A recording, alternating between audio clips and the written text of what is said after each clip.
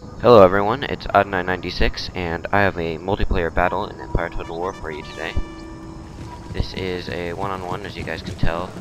The Dutch against the Russians in the early period.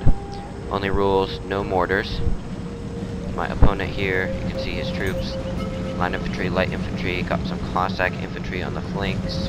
General's bodyguard. What is this? Cossacks and lots of some more line infantry here and more Cossacks. I have up here 12-pounder foot artillery, regiment of horse, some light infantry, line infantry, and on my far right, regiment of horse, 2 of them, and general's bodyguard. So I'm playing against a guy named Sarge with exclamation points on both the beginning and the end. So just marching forward here. I got my artillery set up on this hill, and that's kind of where I like to put it because it can sort of see over the battlefield, but it's a slight problem. You can see how it's sort of sloping here. Sometimes with cannons it's hard for them to hit units here because of it's not perfectly flat.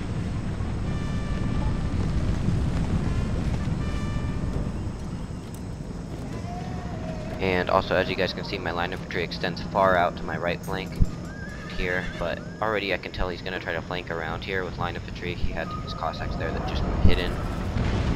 Same on this side.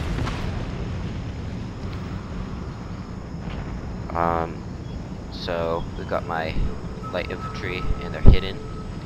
They're going to open up on the enemy light infantry here. But I have 6 light infantry, he has 5. 2 of them have 1 chevron. But all 5 of mine have the chevron. So I have superior light infantry, and depending on how it's used, I might also have superior cavalry, and maybe even superior infantry. All depending on how they're used, of course. And since he doesn't have artillery, I guess I have superior artillery also. Which is not my fault. It was all his choices to buy these things. He hosted this game. He chose his side of the map. Well, he chose his side of the map, I guess. And that was sort of it. No rules other than no mortars. So you guys can see, I got off that first volley, which is always important. And I outnumber him, so it's also good for me. Already some of his units, no, they're all, okay, we got steady, but the rest are all confident or eager. I'm bringing up some line infantry, but it's not going to work because of this hill.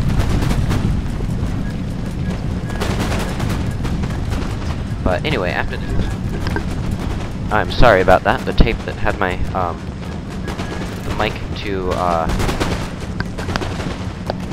the tape that was taping my mic to my shirt kind of failed and it came off, so hold on one second. Alright, hopefully that'll be better. Sorry, I hope that doesn't happen again. But anyway, after this battle, he's going to complain about me camping on the hill. First of all, look at the, it's barely even a hill. And the only reason he had to attack me is because he was stupid and didn't bring in any artillery. If I was going to host and not bring in any artillery, I would make that the rule as no artillery instead of just no mortars. So, he chose to attack. Also here, he has this good point, and really, for the most part, he's going to fail to use it. He's flanking around here, and this is a hill, but you'll see what happens over here. So, he calls me a noob and everything, and I am sort of camping, yeah I am, but I'm only doing that because I have superior artillery, and I would never, if I was the host, I would either make it no artillery or no camping or something, because if he made the rules no camping, I would have gone and attacked, but with the rules no mortars, I was expecting him to bring in stuff also, so I was prepared to have an artillery fight, but so that's sort of stupid on his part. I think that if you're hosting and you don't want to see any camping, either bring your own artillery or have no artillery for anyone. So don't blame people online for defending when there's no reason for them to go out and attack. And of course I only have one battery of artillery, so I don't know. It was stupid of him to not bring anything. And he's got light infantry, only has 5. 5 is a good amount generally, but actually no, 5 is what I often like to bring for elite skirmishers in the late period, so I would bring more light infantry if it's early period. But anyway, look how close look what he's doing. He's like, is he gonna go for the main? Yeah, I think no, he's not actually melee charging, he just sort of had them walk on top of my units. Not actually a melee charge. So look, he's standing here, and now he moves in. But it's not a charge. He didn't get that charge. And, but he's obviously an expert, you know. Because he's so good at this game. Anyway, here his units are already, this one's at 52, this one's still got 120. That's pretty good. Why aren't my guys firing back? Oh, they are, but they're just firing at this unit. Wavering. So, another expert tactic is, attack on a well-defended front with not enough men. But here he's actually doing something kind of smart. He's got his Cossack infantry, and they're gonna flank me, but they're not really in the best flanking position. They should be over here. It doesn't matter that much, but I'm just saying. But they're already steady, because Cossack infantry are pretty bad. Steady routing, but they're broken, they're not. Anyway, here, he's got Cossacks, but they've already lost a lot of their men. I don't even remember where that happened. But he's moving up his line infantry here, and I'm going to pull back in. You can see here how my army has been formed. We sort of have, I was working to break through here. I was sort of thinking there would be more resistance in the beginning. But we've broken through and divided his army. So, also a very expert move. Don't really reinforce your center at all. Just basically let the enemy take it, because this guy really knows what he's doing. So, this unit's going to rout soon, this unit's routing. And another good move, have so many units in reserve that it makes you lose the main battle, because you don't deploy them soon enough.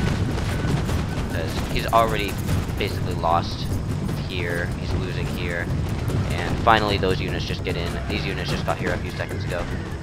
Here I make a mistake, and his Cossacks get fired before I charge. I was paying attention over there more. But now, moving my line infantry up, these guys are still steady, confident.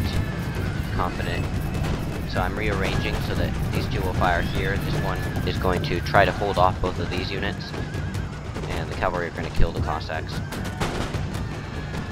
Over here, he has some line infantry. I guess these guys came back from routing. But he, I guess, doesn't notice that. Here, we've got some Cossack infantry doing absolutely nothing. And, of course, this had nothing to do with him losing the battle. It was all me camping on the hill. Because this is such a just the best camping spot in all of the multiplayer maps.